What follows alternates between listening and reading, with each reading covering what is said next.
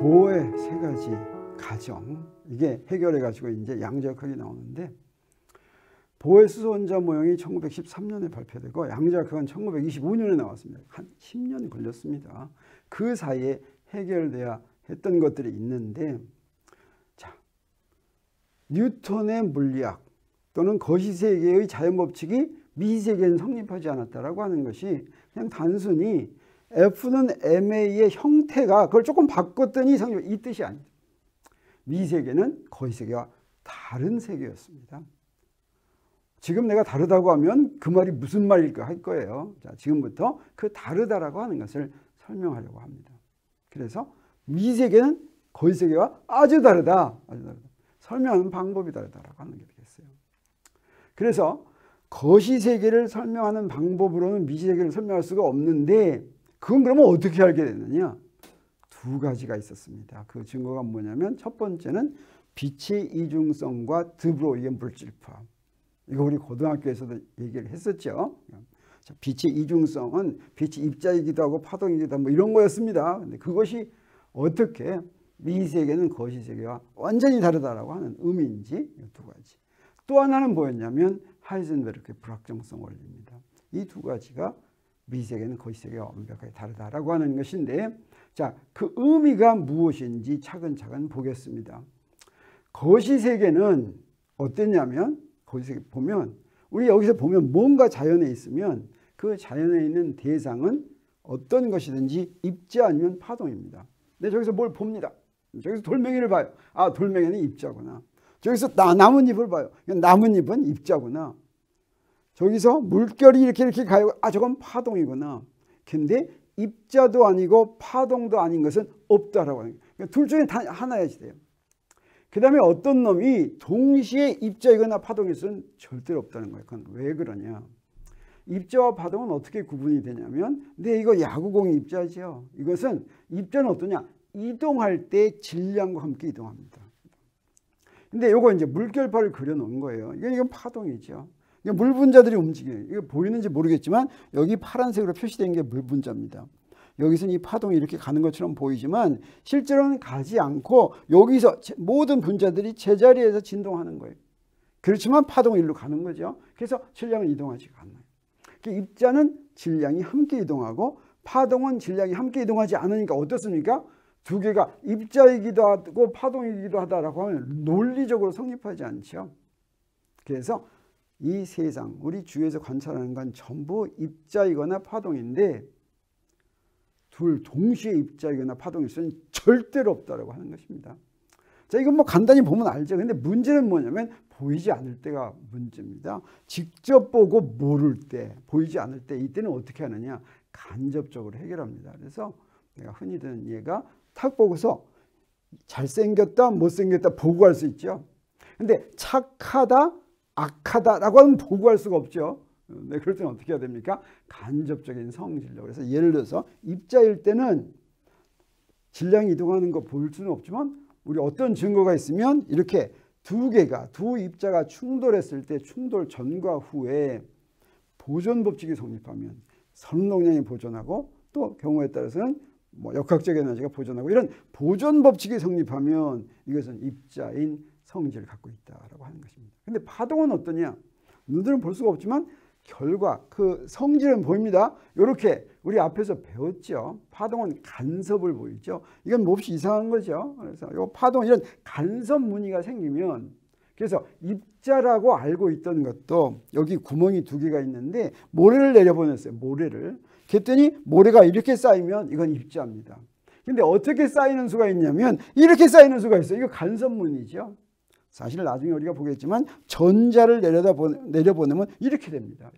자, 이런 간섭 무늬, 전자는 눈으로 볼 수가 없어요. 근데 이런 무늬는 눈으로 보입니다.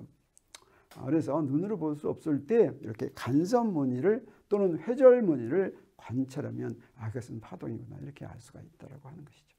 그러면 미시세계는 뭐가 들어있냐면, 미세계 속에 빛이 있습니다. 전자도 있고 양성자도 있고 중성자도 있고 원자핵도 있고 이런 것들이 있어요.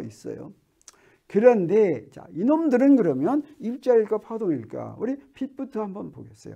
빛은 입자일까 파동일까? 여러분 뭐라고 생각하십니까? 우리 앞에서 네, 맥스웰 빛 뭐 이런 거 했었죠. 근데 역사적으로 보면 재밌습니다. 뭡니까? 1704년에 발표한 광학에서 뉴턴이 빛은 열심히 실험했습니다. 아주 정밀 실험해가지고 빛은 입자라고 제안했죠. 그 생각이 100년 같습니다. 사실은 빛은 눈에 보이는 것 같은데 그게 무언지는 알기가 힘들어요. 그런데 어땠습니까? 1803년에 이중슬릿 실험으로 간섭무늬를 만들었죠. 누가? 토마스 양이. 그래서 이제 파동이라고 생각이 됐습니다. 그냥 파동일 뿐 아니라 맥스웰이 전자기학 법칙들로부터 뭘 알아냈습니까? 전기장과 자기장이 파동 방정식을 만족하는데 그게 이제 전자기파인데 그 전자기파도 파에 빛도 속한다라고 하는 걸 알게 됐죠. 그래서 빛이 파동 중에서 전자기파라는 걸 알게 되고 이 전자기파를 우리가 앞에서는 얘기 안 했는데 헤르츠라고 하는 사람이 이 전자기파를 직접 실험으로 만들었습니다. 처음으로. 자, 그래서 빛은 파동이다라고 하는 걸 확실하게 알았나 했는데 무슨 일이 또 벌어졌냐면 우리 바로 앞에서 본 것처럼 1900년에 흑체 복사 옥선을 하면서 에너지 양자와 빛이란 순수한 에너지가 이동하는 것인데 에너지의 양자라고 하는 것은 빛이 입자일 수도 있다고 하는 증거가 되는 것입니다. 그뿐 아니라 지금 얘기하려고 하는 광전 효과라고 하는 실험을 설명하는데 빛이 입자여야지만 된다라고 볼 수밖에 없다라고 하는 것이죠. 그리고 확실하게 빛이 입자라고 하는 것이 컴프턴 산란이라고 하는 거 우리가 앞으로 설명하겠습니다. 거기서 빛하고 전자가 충돌하면 선운동량이 보존된다라고 하는 것을 볼 수가 있었습니다. 실험으로 증명이 됐어요. 그건 1923년입니다. 그래서 이게 빛이 바로 입자다라고 하는 것을 확실하게 알게 됐다고 하는 것이죠. 그러면 이제 뭐 한 겁니까? 네, 뭐 한 거냐면 빛은 입자이기도 하고 파동이기도 하다고 한 거죠. 근데 바로 앞에서 봤죠. 우리 거시세계에서는 어떻습니까? 어떤 것이 입자이기도 하고 파동이기도 하면 말 됩니까? 안 됩니까? 말이 안 되죠. 근데 미세계에서 빛은 입자이기도 하고 파동이기도 하다라고 하는 거예요. 자, 그건 뭘 얘기해 주냐? 말이 안 되는 데가 아니라 미시세계에 속한 건 거시세계가 다르다라고 하는 것을 알려줍니다. 이제 앞으로 보겠지만 그러면 빛만 그러냐? 그렇지 않고 미세계에 들어있는 거 요거 전부 다. 사실은 미세계 안에 들어있는 것은 입자와 파동으로 구분하는 그런 세상이 아니다라고 하는 것을 우리가 알게 된 것입니다. 그래서 빛이 입자라는 직접적인 증거 중에 첫 번째가 바로 광전 효과인데 광전 효과를 처음 관찰한 사람이 누구냐면 헤르츠입니다. 헤르츠 아까 조금 전에 얘기를 했었죠. 근데 이 헤르츠는 어떤 사람입니까? 전자기파를 최초로 만든 사람이라고 그랬죠. 그래서 보면 이렇습니다. 1865년에 맥스웰이 전자기파의 존재를 이론으로 예언하고 빛의 속도가 이 전자기파의 속도와 같기 때문에 빛이 전자기파의 일종일 것이다 라고 생각만 했습니다. 자, 이걸 이론으로 예언하니까 당시 유럽의 대학교에서는 맥스웰이 예언한 이 전자기파를 좀 만들어라 라고 하는 게 각 대학교에서 이제 한 일이었어요. 근데 맥스웰은 그걸 보지 못하고 죽었습니다. 1879년에. 그리고 특히 베를린 대학에 있던 헬르몰츠 교수는 학생들한테 실험으로 전자기파를 발생시키는 과제를 내줬지만 오랫동안 성공하지 못했습니다. 근데 이 헬르몰츠의 제자이던 베를린 대학에서 헬르몰츠의 제자이던 헤르츠가 나중에 박사 받고 자기가 이제 대학교로 부임해 갔습니다. 어떤 대학으로 갔냐면 칼스루헤라는 대학에 갔는데 거기서 최초로 전자기파를 직접 발생시키는데 성공합니다. 그게 1886년. 그래서 어떻습니까? 맥스웰이 이론으로 전자기파를 예언하고 20년이나 걸렸죠. 그런데 그것을 만드는 과정에서 전자기파를 발생시키는 과정에서 헤르츠는 무엇도 관찰했냐면 1887년에 전극에다가 자외선을 쪼여주면 자외선도 빛의 일종인데 거기서 전자가 방출돼 가지고 전류가 더 잘 흐른다라고 하는 것을 이제 관찰했습니다. 그게 이제 광전 효과인데 광전 효과에서 광은 빛이고 전은 전자입니다. 그래서 금속 표면에 빛을 쪼여주면 전자가 튀어나오는 현상이 광전 효과입니다. 그런데 헤르츠는 안타깝게도 37살에 폐혈증으로 사망을 했고 그래서 매우 아쉬우니까 헤르츠의 이름을 우리 무엇으로 사용하고 있습니까? 네, 진동수의 SI 단위로. 그래서 우리가 뭐 헤르츠가 몇 헤르츠다, 뭐 라디오가 있으면 이 라디오는 몇 헤르츠다라고 하는 건 1초에 한 번 진동하는 걸 1헤르츠 이렇게 이야기하죠. 그러면 헤르츠가 맨 처음 관찰한 이 광전 효과가 어떤 문제점을 갖고 있었느냐. 광전 효과를 관찰하기 위해서는 여기에 진공으로 만든 관에다가 저기다 전극을 걸어주고 저기다가 빛을 이렇게 쪼여줍니다. 뭐 자외선도 쪼여줘도 되고 자외선도 쪼여줘도 되고 막 이렇게 쪼여줘요. 그러면 어떻게 하냐. 저기서 전자가 나와가지고 여기에 전류가 흐르는 거예요. 자, 근데 이때 이게 어떻습니까? 저 전자기파를 이제 실험으로 직접 만들어서 그 빛이 파동의 일종이다라고 하는 것을 확실하게 안 다음에 이제 이거 본 거죠. 근데 빛이 파동이라고 하면 이 현상, 광전 효과에서 관찰한 현상 중에서 설명할 수가 없는 것들이 몇 가지가 있었습니다. 그래서 관찰 결과를 보면 첫째, 여기에 빛을 쪼여주면 즉시 전자가 튀어나온다라고 하는 것이었어요. 네, 이 도체 속에는, 금속 속에는 자유전자들이 많이 있죠. 자유전자들이 많이 있는데 이 자유전자들이 충분한 에너지를 가지면 그러면 도체 표면을 뚫고 바깥으로 튀어나올 수가 있겠어요? 튀어나오는 건 당연합니다. 빛을 쪼여주면 빛이 에너지니까 그 에너지를 받고 전자가 튀어나올 수가 있는데 빛이 전자기파라면 그 전자기파의 에너지가 표면에 이렇게 분포돼서 흐르죠. 그래서 이 표면에 분포돼서 흐르기 때문에 전자 하나에 집중될 수가 없습니다. 그래서 빛을 쪼여주더라도 전자 하나가 그 에너지를 다 받기 위해서는 시간이 좀 걸려요. 근데 즉시 나오는 게 좀 이상했습니다. 그리고 또 이상한 것도 있었어요. 그게 뭐냐면 진동수에 따라서 빛이 나오고 안 나오고 하는데 어떤 색깔이든지 빛을 쪼여주면 나왔으면 점점 더 센 빛을 쪼여주면 어때? 에너지를 많이 받으니까 튀어나오는 놈의 전자의 운동 에너지가 더 커야 되겠죠. 그렇지가 않고 같은 진동수의 빛은 아무리 세게 해더라도 전자가 나오는 개수는 많아질지 모르지만 그놈의 운동 에너지, 최대 운동 에너지는 일정하다라고 하는 거죠. 또 하나 더 설명 안 되는 게 뭐냐면 아무리 센 빛을 쪼여주더라도 진동수가 작을 때는 안 나오던 것이 진동수가 크면 아무리 약한 빛을 쪼여주더라도 나온다고 하는 거죠. 자, 이걸 설명할 수가 없었어요. 빛이 파동이라고 한다면 이 광전 효과를 설명할 수가 없었습니다. 이게 오랫동안 1887년에 이게 알려져서 이게 좀 이상하다. 빛을 쪼여주면 이게 나오는데 빛이 파동이라고 해서는 이거 설명할 수가 없다라고 하는데 이걸 설명한 사람이 누구냐면 아인슈타인이었습니다. 이 아인슈타인은 20세기의 최고의 물리학자죠. 근데 여기에 조금 재미있는 거 하나 소개하고 넘어가겠어요. 우리 16세기의 최고의 물리학자가 갈릴레오인데 갈릴레오는 언제 태어났냐면 1564년에 태어나서 1642년에 죽었습니다. 그리고 17세기의 최고의 물리학자는 누구겠습니까? 뉴턴이죠. 뉴턴은 언제 태어났냐면 1642년에 태어나서 1727년에 죽었습니다. 봤더니 갈릴레이가 죽고 뉴턴이 태어났죠. 비슷하게 18세기의 최고의 19세기의 최고의 물리학자는 맥스웰입니다. 맥스웰은 1831년에 태어나서 1879년에 죽었습니다. 그리고 20세기의 최고의 물리학자는 누가 뭐래도 아인슈타인이죠. 아인슈타인은 언제? 1879년에 태어나서 1955년에 죽었어요. 보니까 맥스웰이 1879년에 죽고 아인슈타인이 1879년에 태어났죠. 재밌습니까? 네, 그런데 자, 아인슈타인은 대학교를 졸업하고 취직하지 못해서 스위스의 특허청에 임시직으로 취업했습니다. 그 스위스의 특허청에 임시직으로 취업한 것도 백으로 특허청장이 자기 친구 아버지였어요. 그래서 거기 취업했는데 거기에 있으면서 그 임시직에 있으면서 논문을 3개 썼습니다. 하나는 특수상대성 이론, 그 다음에 광전효과, 그 다음에 브라운 운동. 이 3가지가 전부 다 노벨상을 받을 만한 것인데 제일 이제 그 중요한 역할이 특수상대성 이론이죠.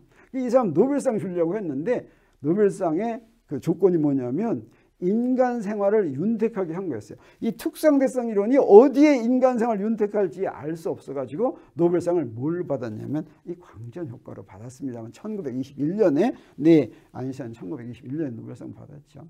어떻게 해결했느냐?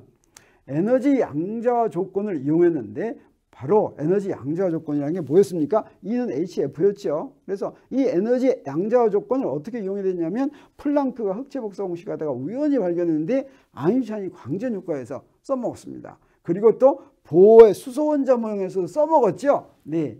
그러면 아인슈타인이 광전 효과를 설명할 때 어떻게 했느냐? 이 에너지 양자 조건을 어떻게 이용했냐면 진동수가 F인 빛은 에너지가 HF인 에너지를 나르는 입자다라고 생각한 겁니다. 그래서 이런 거예요. 여기에 지금 금속에 전자들이 있는데 이 전자들이 뭐 때문에 튀어나오지 못합니까? 그 금속의 표면에서 잡아당겨서 튀어나오지 못합니다. 마치 이 구슬을 중력이 잡아내서 튀어나오지 못하는 건 마찬가지예요.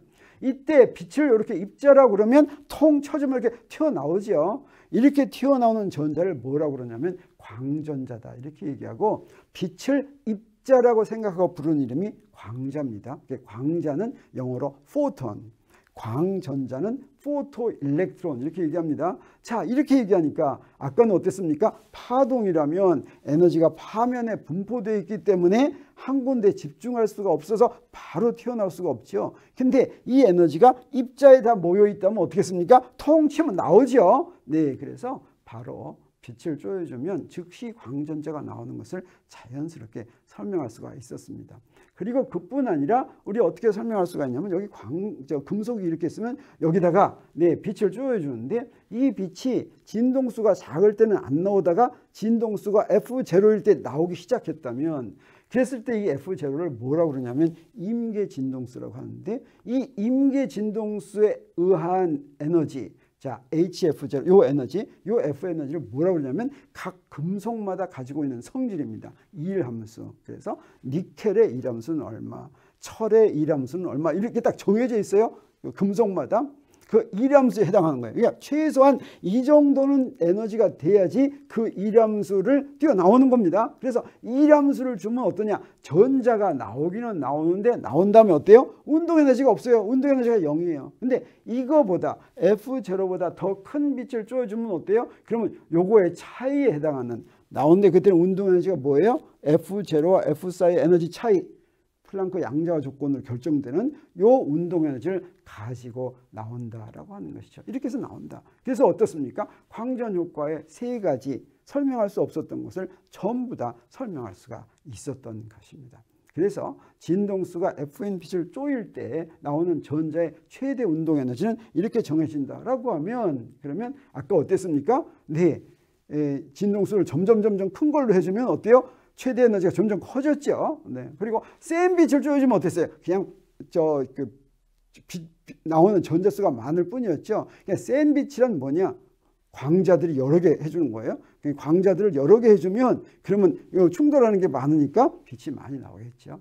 이렇게 해서 빛이 입자라고 생각하니까 광전 효과가 잘 설명됐다고 하는 것입니다. 빛이 입자인 첫 번째 증거를 아인슈타인이 1905년에 특수상대성이론 발표할 때 같이 발표한 논문으로 해결했습니다. 이거 가지고 한번 예제를 한번 풀어보겠어요. 여기에 그림처럼 이렇게 빛을 쪼여주는데 그때 파장이 400나노미터인, 이건 보라색 빛입니다. 이걸 쪼여줬더니 광자가 나오기 시작했다. 그럼 일함수를 구하라. 그 다음에 조금 더 짧은 거, 파장이 짧은 거를 쪼여주면 최대 운동 에너지가 얼마일까? 아까 공식으로 하면 바로 되겠죠. 그래서 일함수를 구하려면 어떻게 하면 돼요? HF0 이렇게 하면 되죠. 그랬을 때 H가 들어가는 거 계산할 때는 우리 뭘 이용하면 좋다고 그랬어요? H바 C, 이거 같이 광속하고 같이 계산하면 좋다고 그랬죠. 그래서 이건 일렉트론 볼트 나노미터가 되는데 여기다가 H바 C를 해주기 위해서 어때요? C를 곱하고 나눠줍니다. 그러면 그래서 여기 어떻게 하냐? F0니까 이걸 람다분의 C 이렇게 바꿔준 거예요. F를 그렇게 바꿔줄 것 같으면 여기다가 2 곱하기 3.14하고 H바 C 한 다음에 그대로 해줘요. 여기 람다 제로 이렇게 해줍니다. 그러면 여기서는 단위가 어떻게 되냐? 람다 제로의 단위가 나노미터니까 여기서 나노미터 없어지고 결과가 단위가 일렉트론 볼트가 되는 것입니다. 그래서 이 함수는 3.1 일렉트론 볼트가 되고 최고 운동 에너지는 어떻게 되겠어요? HF에서 파이를 빼주면 되겠죠. 그러면 HF도 그대로 계산하면 되겠어요. 여기 람다에다가 그대로 집어넣으면 어떻게 돼요? 뭐가 되냐면 0.77 일렉트론 볼트가 된다라고 하는 것이죠. 그래서 정리하면 우리 1704년 이거 뭡니까? 뉴턴이 빛은 입자다 이렇게 얘기한 거죠. 그 다음에 1803년 이건 뭡니까? 토마스 양이 빛은 파동이다 라고 얘기한 것이죠. 그 다음에 1865년 이건 뭡니까? 맥스웰이 이론적으로 전자기파를 이원한 해죠. 네, 그리고 1900년 이게 뭡니까? 플랑크가 에너지 양자 공식을 만든 해죠. 1905년 드디어 빛이 입자인 성질을 가져야지 광전 효과를 설명하는 것까지 했죠. 그렇지만 아직 이때까지도 1905년에 아인슈타인이 광전 효과로 빛이 입자라는 거 했지만 사람들은 잘 믿지 않았습니다. 몇 명만 믿었어요. 도대체 빛이 입자라니 라고 생각했습니다. 자, 그럼 앞으로 어떻게 되는지